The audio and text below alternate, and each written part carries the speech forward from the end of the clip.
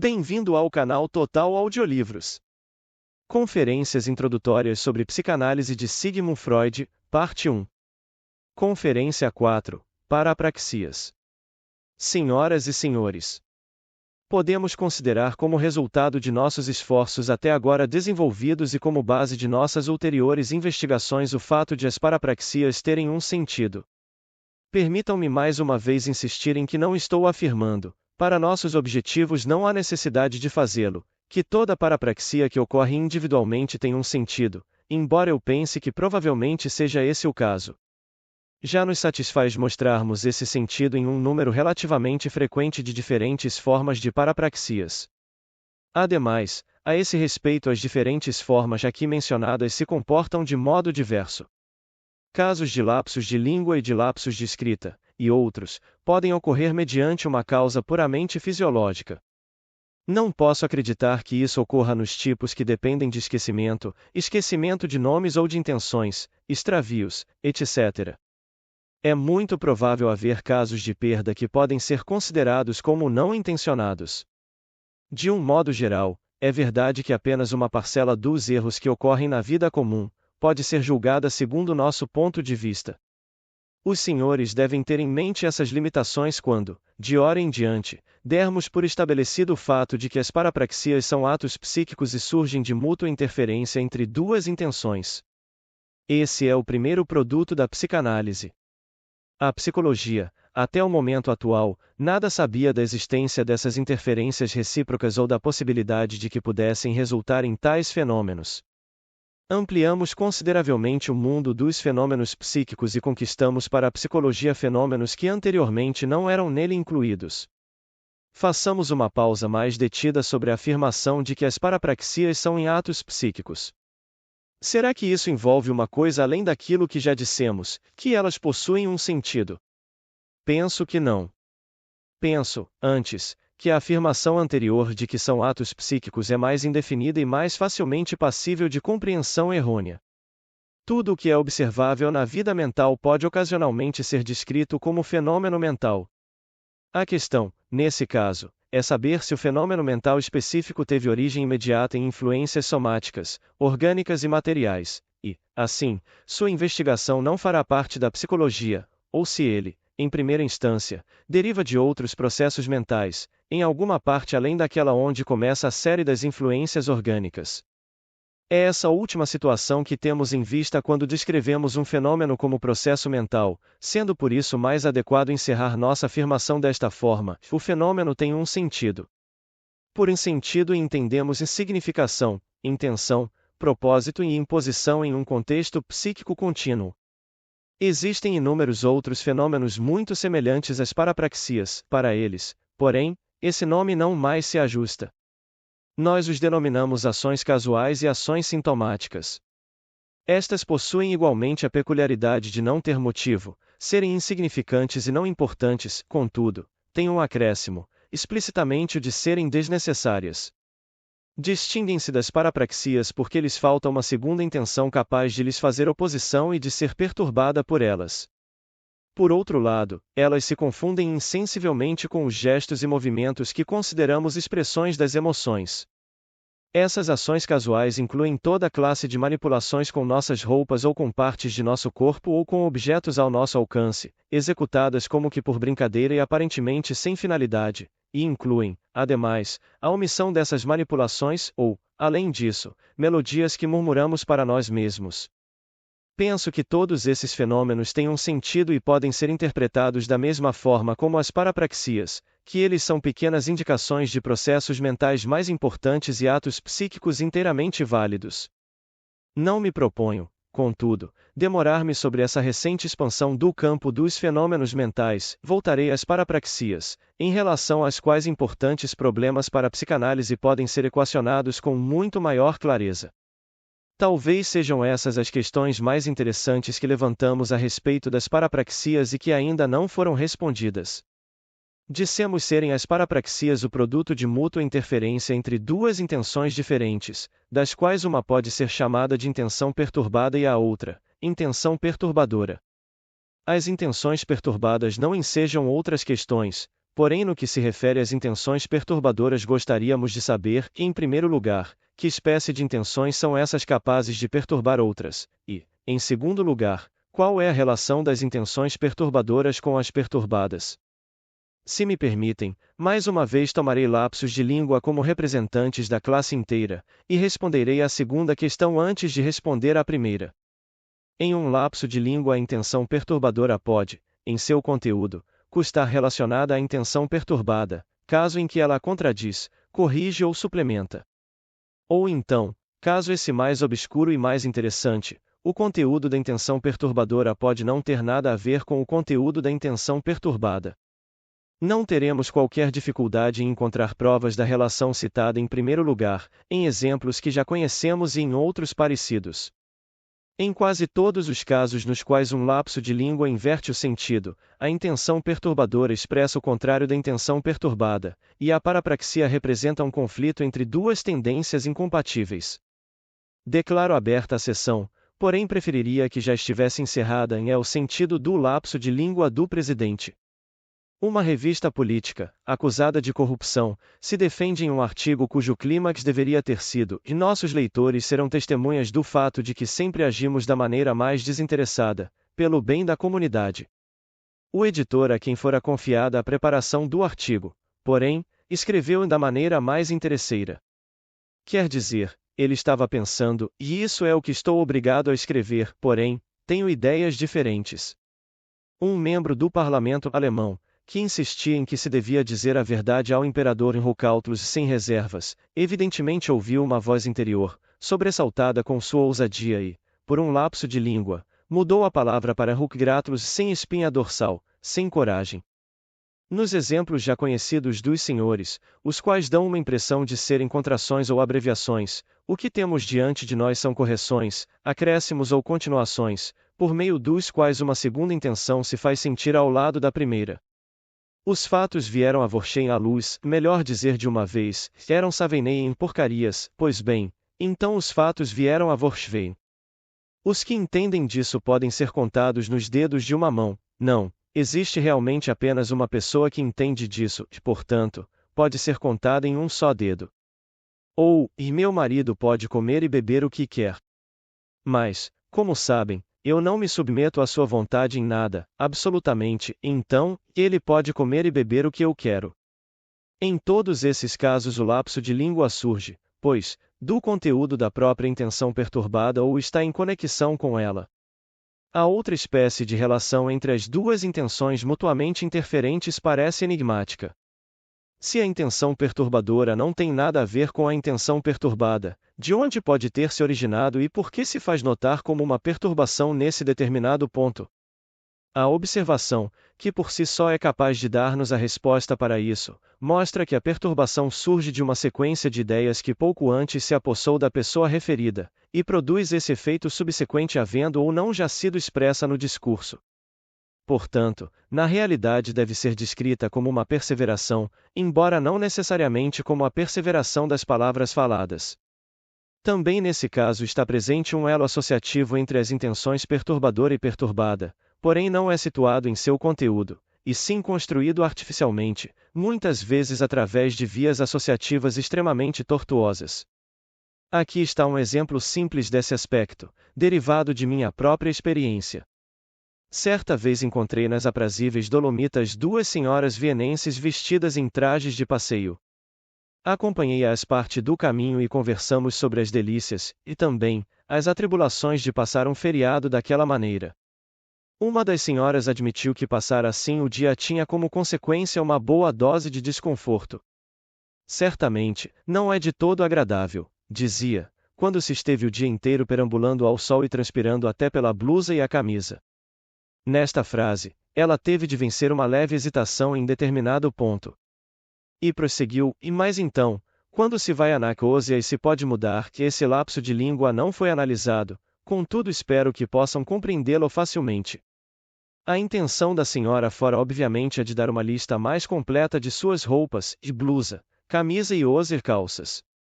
Razões de decoro levaram-na a omitir qualquer menção às em hoser. Porém na frase seguinte, Com seu conteúdo bastante independente, a palavra não dita emergiu como uma distorção da outra de som semelhante, na causa para casa. Agora, porém, podemos voltar à questão principal, que por muito tempo adiamos: que espécie de intenções são essas, que encontram expressão nessa forma em comum como perturbadoras de outras intenções? Bem, evidentemente elas são de espécies muito diferentes, entre as quais devemos procurar o fator comum. Com isso em mente, se examinarmos determinado número de exemplos, esses logo se enquadrarão em 3 grupos. O primeiro grupo contém aqueles casos nos quais a intenção perturbadora é do conhecimento de quem fala e, além disso, foi por este percebida antes de cometer o lapso de língua. Assim, no lapso do Invorschwein a pessoa que falava admitiu não somente haver feito o julgamento Saveneien sobre os fatos em questão, mas também admitiu que tivera a intenção, da qual depois recuou, de expressar seu julgamento em palavras. Um segundo grupo é formado por outros casos nos quais a intenção perturbadora é igualmente reconhecida como tal pela pessoa que fala, porém, nestes casos, a pessoa não se apercebia de que a intenção estava atuando dentro dela tão logo acabou de cometer o lapso.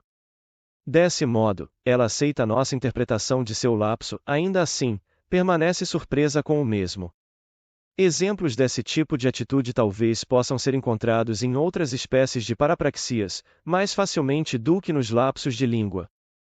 Em um terceiro grupo, a interpretação da intenção perturbadora é vigorosamente rejeitada por aquele que incorreu no lapso, não apenas nega que essa intenção estava atuante nele antes de cometer o lapso, mas procura sustentar a afirmação de que tal intenção lhe é inteiramente estranha.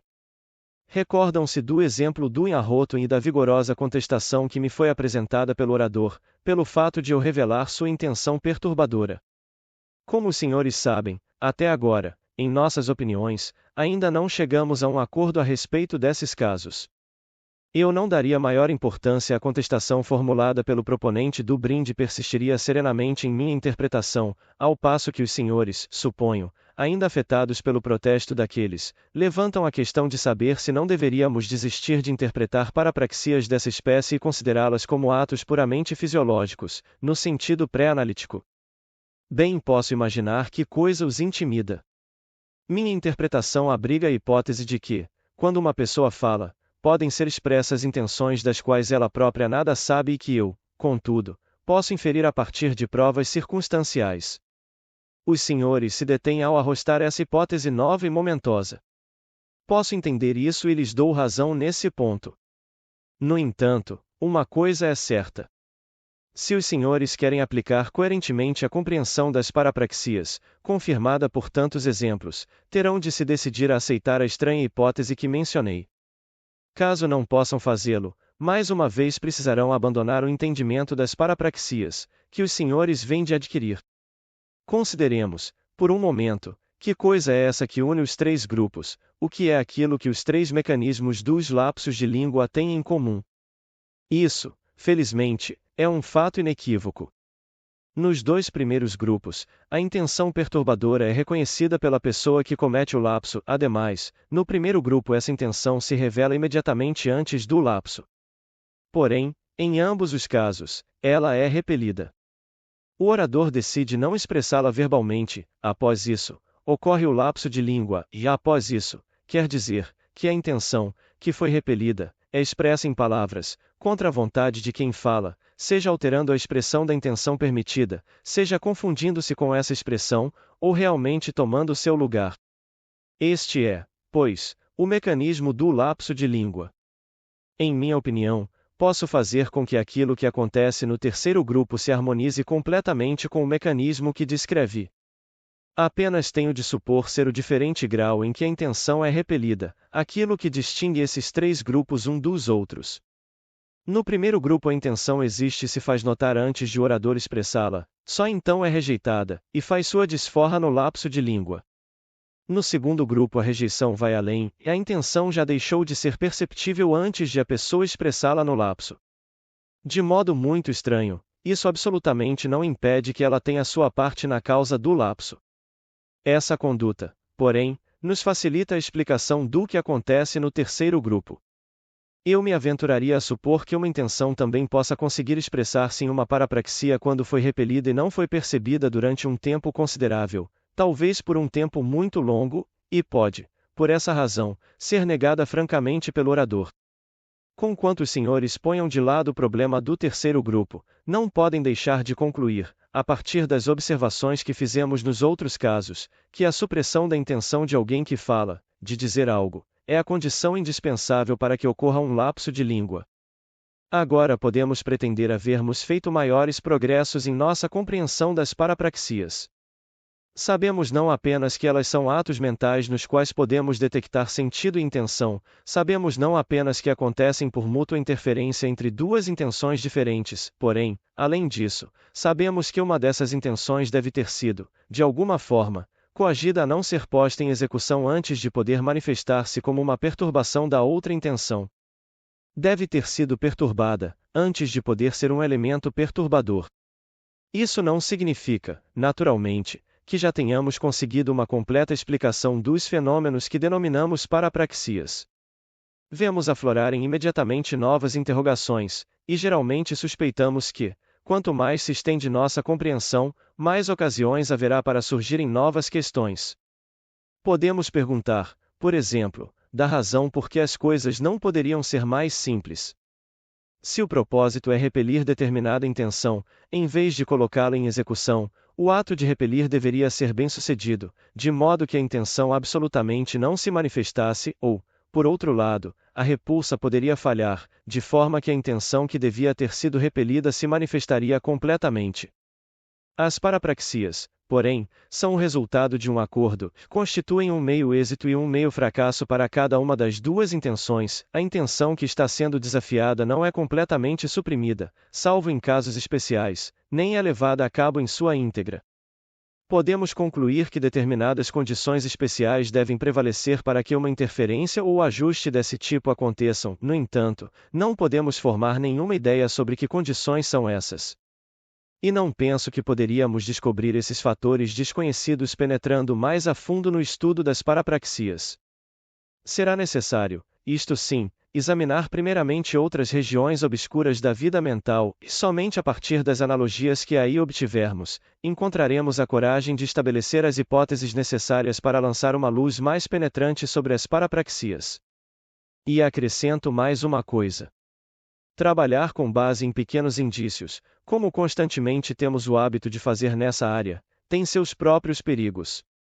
Existe uma doença mental, a paranoia combinatória, na qual a exploração de pequenos indícios como esses é levada a graus ilimitados e, naturalmente, não pretendo afirmar que as conclusões construídas sobre tais fundamentos sejam invariavelmente corretas. Podemos tão somente nos precaver desses riscos pela ampla base de nossas observações, pela repetição de impressões semelhantes originárias das mais variadas esferas da vida mental.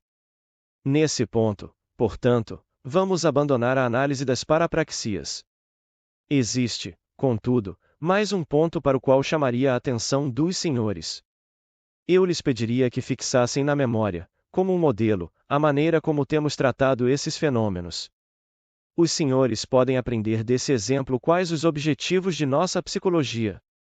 Buscamos não apenas descrever e classificar fenômenos, mas entendê-los como sinais de uma ação recíproca de forças na mente, como manifestação de intenções com finalidade, trabalhando concorrentemente ou em oposição recíproca. Interessa-nos uma visão dinâmica dos fenômenos mentais.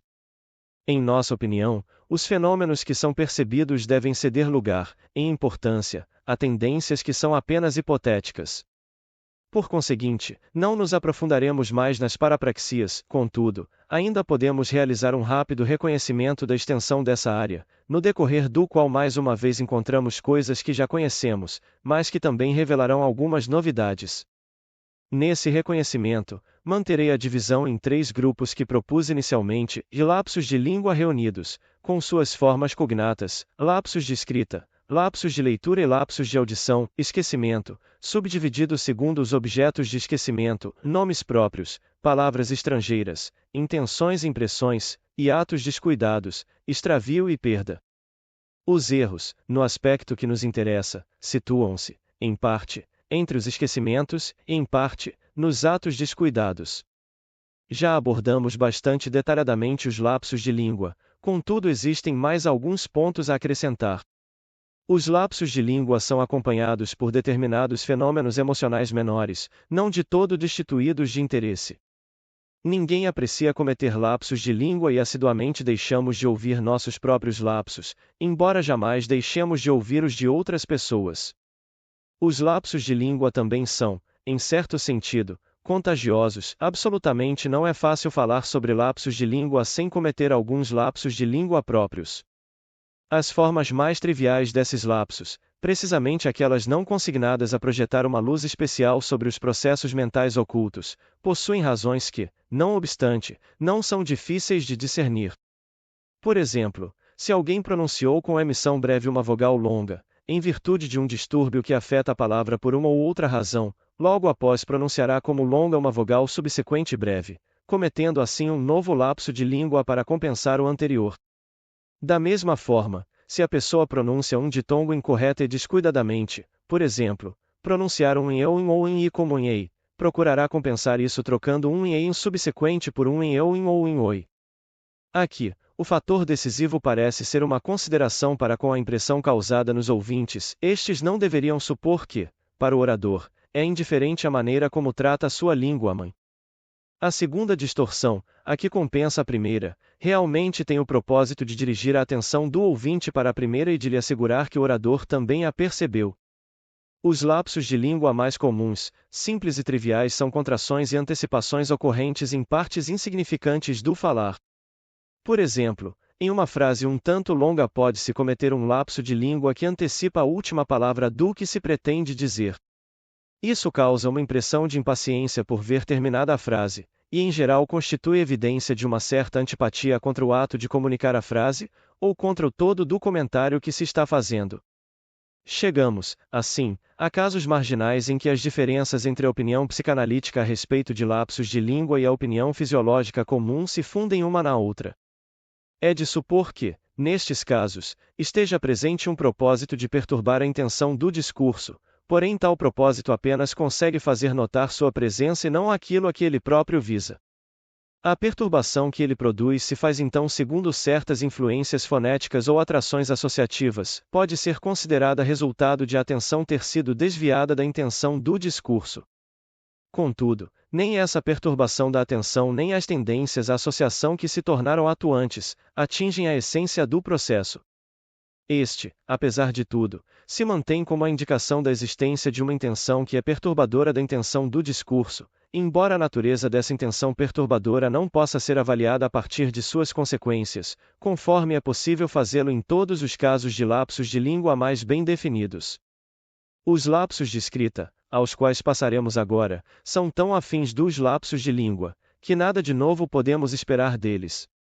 Talvez possamos acrescentar algum pequeno ponto adicional. Os pequenos lapsos de escrita, extremamente comuns, contrações e antecipações de palavras que deveriam vir depois, especialmente de palavras do fim de frases, indicam, mais uma vez, um desprazer geral de escrever e impaciência por ver o trabalho terminado. Determinados produtos mais marcantes de lapsos de escrita possibilitam reconhecer a natureza e o objetivo da intenção perturbadora. Ao encontrar um lapso de escrita em uma carta, sabe-se geralmente que havia algo de diferente com seu autor, porém não se pode sempre descobrir o que se passava com ele. Um lapso de escrita passa despercebido da pessoa responsável, com a mesma frequência com que sucede com os lapsos de língua. A seguinte observação é digna de nota. Como sabemos, há pessoas que têm o hábito de reler todas as cartas que escrevem, antes de enviá-las. Outras, não. Via de regra, porém, quando excepcionalmente o fazem, sempre encontram alguns lapsos de escrita que chamam a atenção e que elas podem corrigir. Então, como se explica isso? É como se essas pessoas soubessem que haviam cometido um erro ao escrever a carta. Podemos realmente acreditar nesse fato? Um problema interessante diz respeito à importância prática dos lapsos de escrita. Os senhores certamente podem recordar o caso de um assassino, que encontrou os meios de obter de instituições científicas culturas de bactérias patogênicas altamente perigosas, apresentando-se como bacteriologista. Usou, então, essas culturas com a finalidade de se desfazer de suas ligações próximas através desse método moderníssimo. Ora, certa ocasião esse homem se queixou aos diretores de um desses institutos que as culturas a ele enviadas eram ineficazes, porém cometeu um lapso de escrita e, em vez de escrever em meus experimentos com camundongos ou porquinhos da Índia, escreveu muito claramente em meus experimentos com homens. Os cientistas do instituto ficaram chocados com o lapso, contudo, pelo que sei, daí não tiraram qualquer conclusão. Pois bem, o que pensam os senhores? Não deveriam os cientistas, pelo contrário, ter tomado o lapso de escrita como uma confissão e iniciado uma investigação que teria posto um fim imediato às atividades do assassino? Por ignorarem nossas opiniões sobre parapraxias, não foram responsáveis, nesse caso, por uma omissão de importância prática? Ora, penso que um lapso de escrita como esse deveras me pareceria muito suspeito, porém algo de grande importância se opõe a que seja qualificado como confissão. O assunto não é tão simples assim. O lapso certamente era uma prova circunstancial, mas não era suficiente, por si mesmo, para dar início a uma investigação. É verdade que o lapso de escrita disse que ele estava ocupado com ideias de infectar pessoas, entretanto não tornou possível decidir se essas ideias deveriam ser tomadas como clara intenção de causar dano ou como uma fantasia sem importância prática. É mesmo possível que um homem que tivesse cometido um lapso como esse, teria todas as justificativas objetivas para negar a fantasia, e a repudiaria como algo inteiramente estranho para ele. Os senhores compreenderão ainda melhor essas possibilidades quando, mais adiante, viermos a considerar a diferença entre realidade psíquica e material. Assim, esse é mais um exemplo de parapraxia que adquire importância a partir de eventos subsequentes. Com os lapsos de leitura chegamos a uma situação psíquica que difere sensivelmente daquela encontrada em lapsos de língua ou em lapsos de escrita. Aqui, uma das duas intenções em mútua competição é substituída por uma estimulação sensorial e, talvez por isso, resiste menos. O que a pessoa vai ler não é um derivado de sua própria vida mental, como algo que se propõe escrever. Em grande número de casos, portanto, um lapso de leitura consiste em uma substituição completa. Substitui-se por outra palavra que deve ser lida, sem haver necessariamente qualquer conexão de conteúdo entre o texto e o produto do lapso de leitura, o qual depende, via de regra, de semelhança verbal. O melhor exemplo desse grupo é o de Lichtenberg, Agamemnon por Angenomen. Se quisermos descobrir a intenção perturbadora que produziu o lapso de leitura, devemos deixar inteiramente de lado o texto que foi lido erroneamente, e podemos começar a investigação analítica com duas perguntas: qual é a primeira associação ao produto do lapso de leitura? E em que situação ocorreu o lapso de leitura? Às vezes o conhecimento dessa situação é, por si só, suficiente para explicar o lapso de leitura. Por exemplo, um homem, sob a pressão de uma necessidade urgente, vagava por uma cidade estranha quando viu a palavra Enclosed House numa grande tabuleta, no primeiro andar de um prédio. Mal teve tempo suficiente para se surpreender com o fato de a tabuleta estar colocada tão alta, quando descobriu que, estritamente falando, o que devia ter lido era Enclosed House. Em outros casos, um lapso de leitura, precisamente do tipo que é muito independente do conteúdo do texto, requer uma análise detalhada, impossível de se efetuar sem a prática da técnica de psicanálise e sem seu apoio. Como regra, entretanto, não é tão árduo encontrar a explicação para um lapso de leitura, e a palavra substituída imediatamente revela, como no exemplo Agamemnon, o círculo de ideias do qual surgiu a perturbação. Na atual época de guerra, por exemplo, é coisa muito comum os nomes de cidades e de generais, e de termos militares, que estão constantemente zumbindo à nossa volta, serem lidos onde quer que nossos olhos encontrem palavras semelhantes. Tudo aquilo que nos interessa e nos preocupa se põe no lugar do que é estranho e ainda destituído de interesse. Imagens residuais de pensamentos anteriores perturbam novas percepções.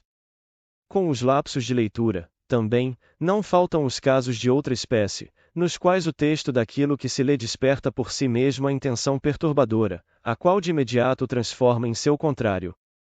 O que devíamos ler era alguma coisa de indesejado, e a análise nos convencerá de que um intenso desejo de rejeitar o que estávamos lendo deve ter sido responsável por sua alteração. Nos casos mais frequentes de lapsos de leitura, que mencionamos no início, inexistiam os dois fatores aos quais consignamos um importante papel no mecanismo das parapraxias, o conflito entre dois propósitos, e a repulsa a um deles, que faz sua represália produzindo a parapraxia. Não que algo em contrário ocorra no lapso de leitura. A proeminência da ideia que leva ao lapso de leitura é, contudo, muito mais perceptível do que a repulsa que essa ideia pode ter percebido previamente. São esses dois fatores os que encontramos com mais evidência nas diferentes situações em que ocorrem parapraxias de esquecimento. O esquecimento de intenções é bem livre de ambiguidades. Como já vimos, sua interpretação não é objeto de controvérsias, nem mesmo por parte de leigos. O propósito que perturba a intenção é, em todos os casos, uma contraintenção, uma relutância, e tudo o que nos resta saber a seu respeito é porque ele não se expressou em alguma forma diversa e menos disfarçada. No entanto, a presença dessa contravontade é inquestionável. Vez e outra também conseguimos entrever algo dos motivos que compelem essa contravontade a ocultar-se, agindo subrepticiamente por intermédio da parapraxia, ela sempre atinge seu objetivo, ao passo que seria seguramente repudiada se emergisse como franca oposição. Se alguma importante modificação na situação psíquica se realiza entre a formação da intenção e sua execução, em consequência do que não mais existe a cogitação de executar a intenção, então o esquecimento da intenção se exclui da categoria das parapraxias. Já não parece mais estranho havê-la esquecido e nos apercebemos de que teria sido desnecessário lembrarmos-nos dessa intenção, depois disso ela se extingue em forma permanente ou temporária. O esquecimento de uma intenção somente pode ser denominado parapraxia quando não pudermos acreditar que a intenção tenha sido interrompida desse último modo. Os casos de esquecimento de uma intenção geralmente são tão uniformes e tão evidentes que, por essa mesma razão, não interessam à nossa investigação. Assim mesmo, existem dois pontos em que algo de novo podemos aprender a partir de um estudo dessas parapraxias. O esquecimento de uma intenção, isto é a omissão de executá-la, revela, como dissemos, uma contravontade que lhe é hostil. Sem dúvida, esse fato procede. Nossas investigações, porém, mostram que a contravontade pode ser de dois tipos, direto e indireto. O que dou a entender com este último é ilustrado mais adequadamente com um ou dois exemplos. Se um benfeitor se esquece de interceder junto a uma terceira pessoa em benefício de seu protege, isso pode acontecer porque não está realmente muito interessado no protege e, portanto, não tem grande desejo de falar em benefício deste. De qualquer forma, é esse o modo como o protege entenderá o esquecimento de seu protetor. Contudo, as coisas podem ser mais complexas. No protetor a contravontade, opondo-se à execução da intenção, pode ter outra origem e pode ser voltada em direção a um ponto bem diferente. Pode não ter nada a ver com o proteja, mas, talvez, pode ser dirigida contra a terceira pessoa junto a quem a recomendação devia ter sido feita. Assim, a partir disso os senhores mais uma vez verificam as dúvidas que se erguem como obstáculo a uma aplicação prática de nossas interpretações. Apesar da interpretação correta do esquecimento, o protege corre o risco de ser demasiado desconfiado e de fazer grave injustiça ao seu protetor. Ou, suponhamos que alguém se esqueça de um compromisso que prometeu manter com alguma outra pessoa, a razão mais frequente para isso será, sem dúvida, uma franca rejeição ao encontro com essa pessoa. Contudo, em um caso assim a análise poderia demonstrar que a intenção perturbadora não se referiu a essa pessoa, mas estava dirigida contra o lugar planejado para o encontro, e foi evitado por conta de uma lembrança desagradável referente ao lugar. Ou, ainda, se alguém se esquece de pôr uma carta no correio, o contrapropósito pode basear-se no conteúdo da carta, de modo algum, porém, se exclui a hipótese de a carta poder ser inocente em si mesma e poder apenas estar sujeita ao contrapropósito, de vez que algo referente a ela faz lembrar uma outra carta, escrita em alguma ocasião anterior, que ofereceu à contravontade um ponto direto de ataque. Pode-se dizer, portanto, que aqui a contravontade foi transferida da carta anterior que a justificou, à carta atual, em relação à qual não havia motivos de preocupação. Os senhores verificam, então, que devemos ser moderados e previdentes ao aplicar nossas interpretações, e isso se justifica, as coisas que são psicologicamente equivalentes podem, na prática, ter grande variedade de significados. Fenômenos como esses últimos podem parecer muito inusitados para os senhores, e, talvez, se inclinarão a supor que uma contravontade indireta já indica tratar-se de um processo patológico. Posso assegurar-lhes, contudo, que ela ocorre também dentro dos limites do que é normal e sadio.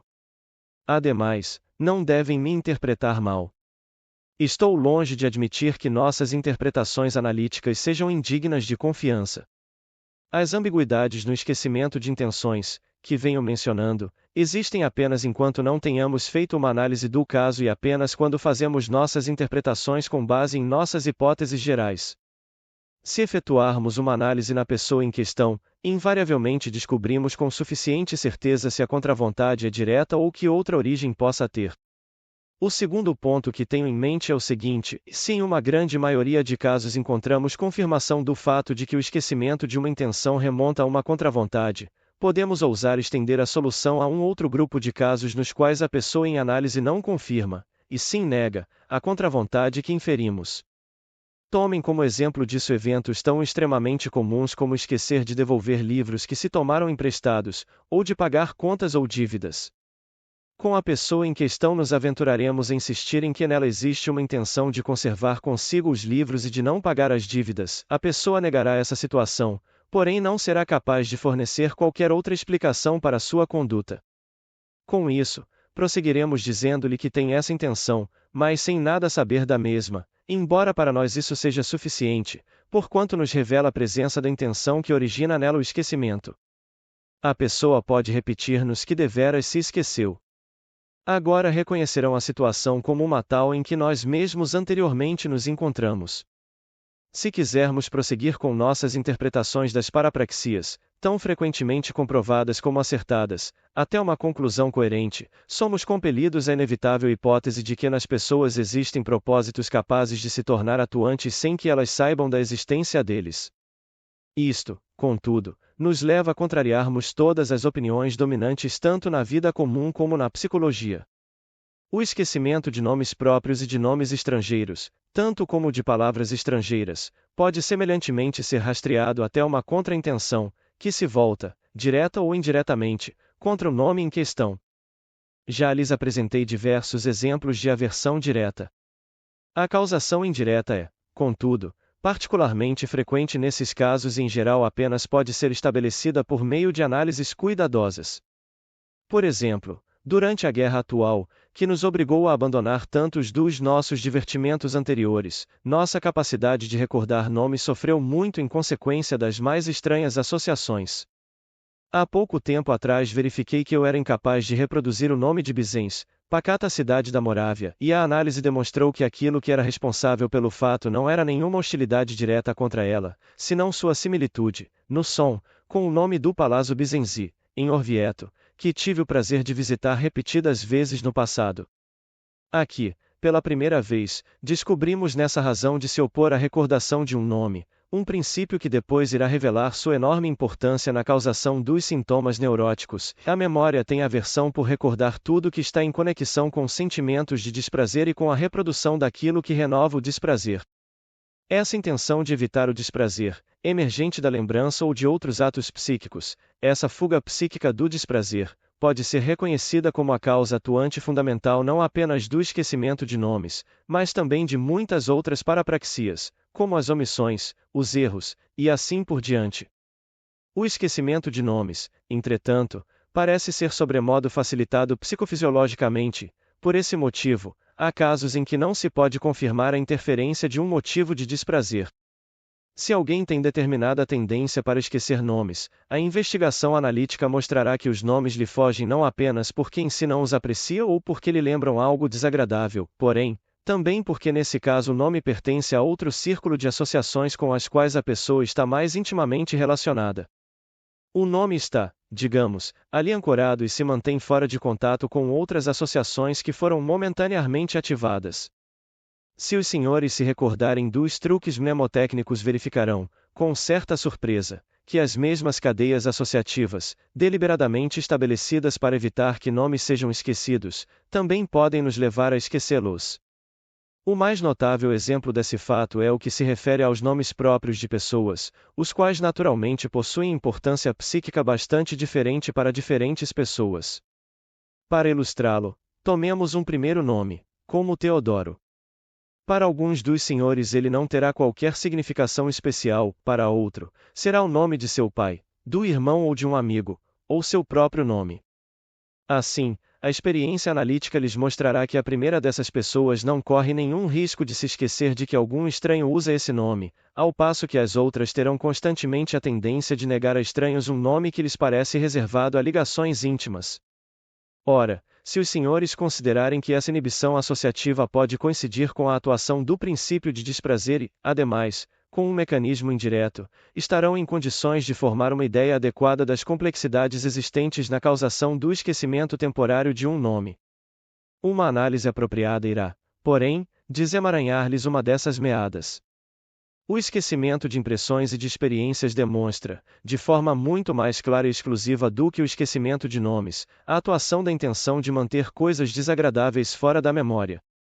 Naturalmente, nem toda a área desse tipo de esquecimento se situa dentro da categoria das parapraxias, mas apenas casos tais como aqueles que, medidos pelo padrão de nossa experiência habitual, nos parecem admiráveis e inexplicáveis. Por exemplo, quando o esquecimento atinge impressões que são muito recentes ou importantes, ou quando a lembrança perdida abre uma brecha naquilo que é, por seu lado, uma bem memorizada cadeia de acontecimentos.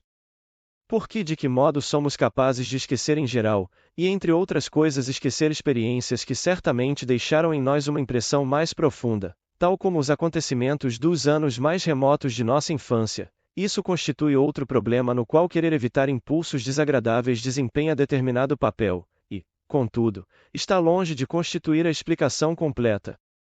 É fato inequívoco que as impressões desagradáveis são facilmente esquecidas.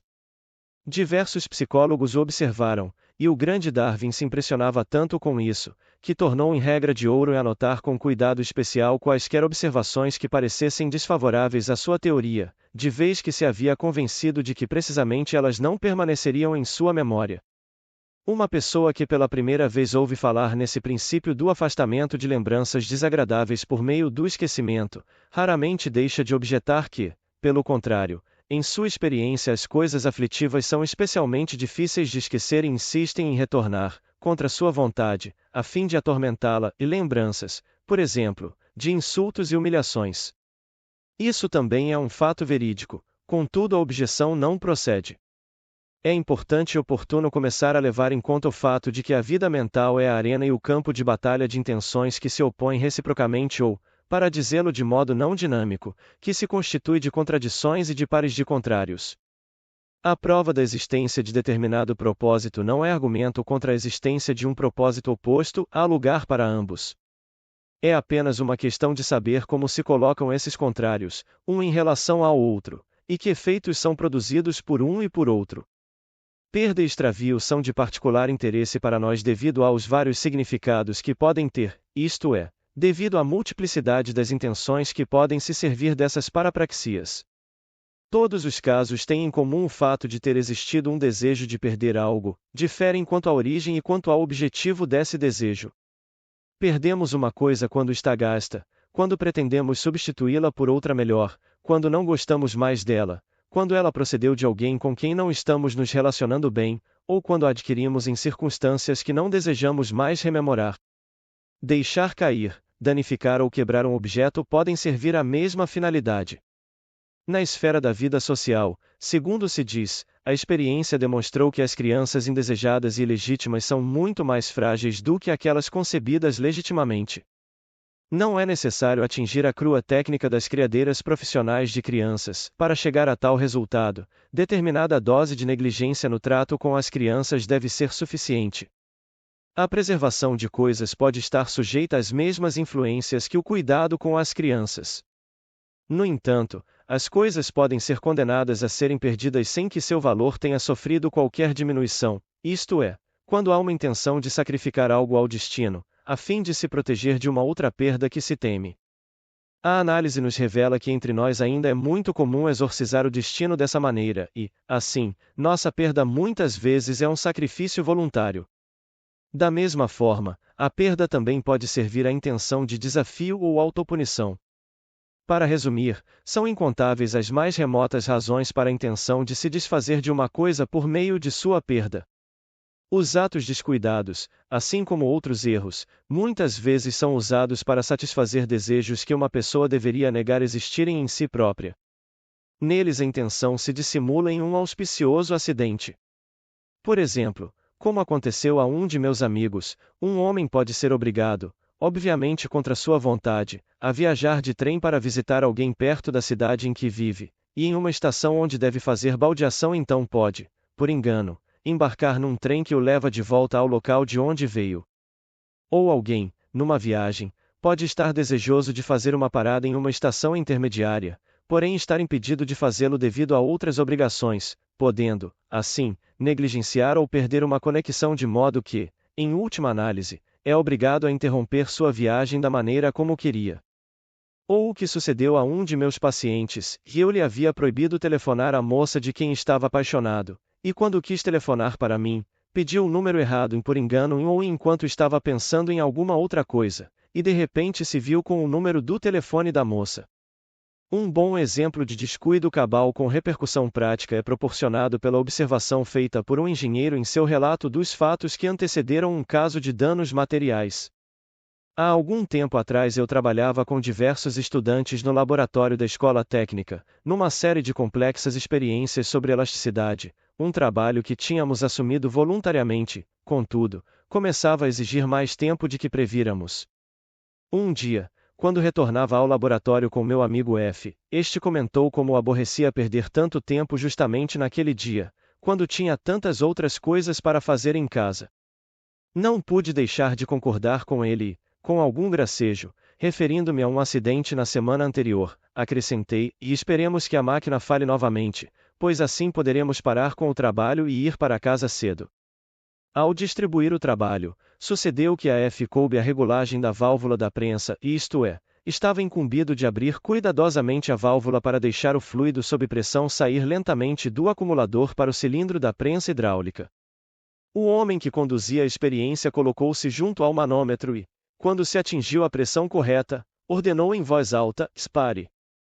À palavra de comando, F agarrou a válvula e torceu-a com toda a força, para a esquerda. Todas as válvulas, sem exceção, fecham-se girando para a direita. Isso fez com que a pressão total do acumulador passasse subitamente para a prensa, um esforço para o qual não estavam destinados os canos de ligação, de forma que um desses canos imediatamente explodiu, um acidente bastante inócuo para a máquina, porém suficiente para nos obrigar a suspender o trabalho por esse dia e irmos para casa. O surpreendente, aliás, é que, quando estávamos discutindo o caso algum tempo depois, meu amigo F não tinha a mínima recordação de meu comentário, que eu recordava fielmente. Isso pode levar os senhores a suspeitar de que não é apenas um inocente acaso que transforma as mãos de nossas empregadas domésticas em perigosos inimigos de nossos objetos de casa. E os senhores também podem se perguntar se é obra do acaso quando as pessoas se machucam e arriscam sua própria segurança. Essas são noções cuja validade os senhores, surgindo a ocasião, podem se dedicar a comprovar analisando suas próprias observações. Senhoras e senhores, isso está longe de ser tudo quanto se poderia dizer a respeito de parapraxias. Muita coisa resta a examinar e discutir. Fico, contudo, satisfeito se nossa discussão do assunto, até aqui, de certa forma agitou suas opiniões anteriores e os deixou um tanto mais preparados para aceitar outras, novas. Contento-me, de resto, com deixá-los defrontando-se com uma situação não esclarecida. Não podemos estabelecer nossas doutrinas a partir de um estudo das parapraxias, e não estamos obrigados a extrair nossas provas a partir apenas desse material. O grande valor das parapraxias para os objetivos que almejamos, consiste no fato de serem fenômenos muito comuns que, além de tudo, podem ser observados com facilidade em cada um, e ocorrer sem absolutamente implicar em doença. Existe apenas uma das questões dos senhores, não respondida, a qual eu, antes de terminar, gostaria de verbalizar.